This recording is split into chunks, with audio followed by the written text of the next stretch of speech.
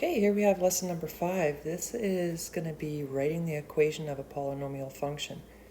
So we have to remember a couple of things. First, if we have a 0 where the graph goes straight through the x-axis, we know that that factor is going to be degree 1. If we have something that is tangent to the x-axis, this is going to be degree 2. And if we have what we call a point of inflection, that factor is going to be degree 3. So what we need is to look at all of the zeros, turn them into factors, and then we need one other point on the graph so that we can find the coefficient, or what I like to call the a value. So let's take a look at example number 1.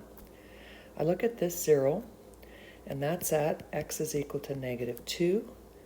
This 0 is x is equal to 0, and this one here, 1, 2, 3, 4, 5, 6, is x is equal to 6.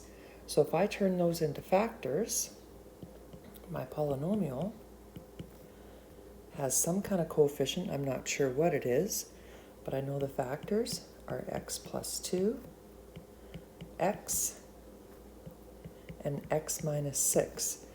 Now what we need to do is we need to find one other point to sub in, and then we will be able to find the a value.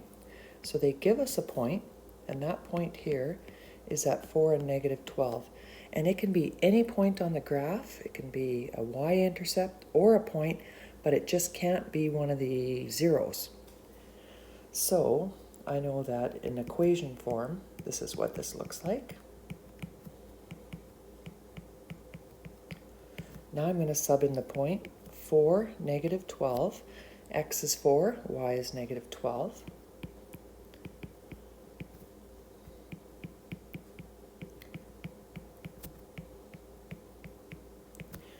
And as you can see, we end up with the one unknown, which is our a value.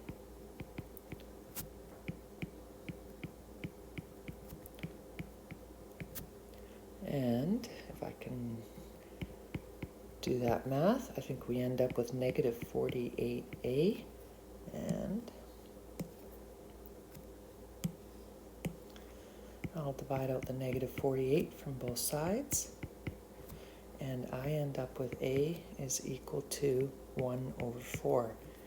And be careful, because even though we found the a value, we have to actually write the equation in factored form.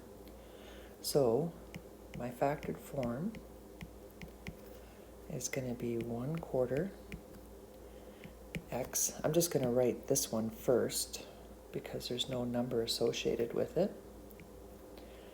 And then I have x plus 2 and x minus 6. And the reason I left all of the factors degree 1 is because the graph just went straight through at every single point. So I'm going to do one more, and then I'm going to let you do one. So a 4th degree polynomial passes through -2 and 54 and has zeros of 1, 4, and another 0 at -3, which is tangent. So we know that is degree 2. Let's see what we got here.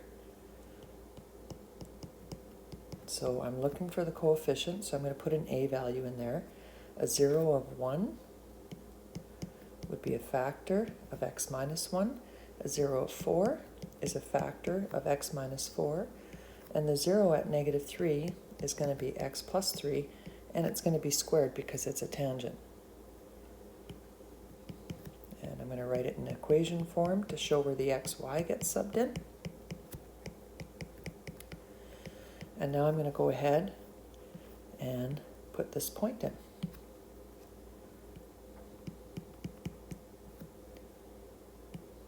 X, oh, and be careful with your negatives. Oops, I'll redo that. Speaking of being careful. -2 minus 1, -2 minus 4, and -2 plus 3 squared. 3, -6, and 1. So 54 is equal to 18a. And I'll divide out the 18. And a is equal to 3. So my polynomial in factored form, so that means I don't have to expand it out, is 3 times x minus 1 times x minus 4 times x plus 3 squared. And if you're doing an exam with this, it's not a bad idea to graph this and actually check to see, does it go through the point -254, and are all the zeros where you intended them? So I'm going to let you go ahead and do investigation number 3, and be careful, because the point they're giving you here, and I'm going to give you this little hint, is 0 and -8. You can use that one. You can use a y-intercept, but you can't use a 0. Then I'm going to let you do class example number 1 and class example number 2, and then we'll come back and we'll do class example number 3 together.